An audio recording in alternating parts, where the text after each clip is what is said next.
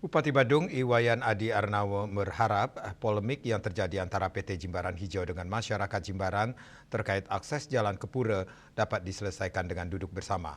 Pemerintah Kabupaten Badung masih mempelajari duduk persoalan dan akan coba mencari solusi pemecahannya.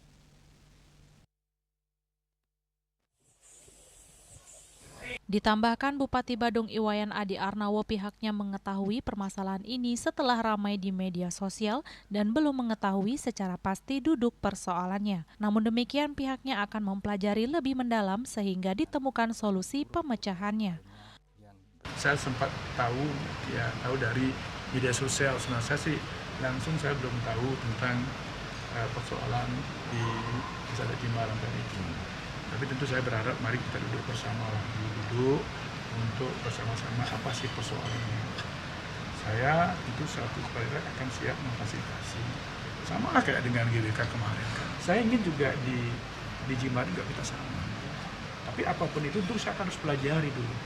Karena bagaimanapun juga siapapun itu masyarakat investasi tentu harus kita sama-sama lindungi secara proporsional dan sesuai dengan ketentuan peraturan perundang-undangan.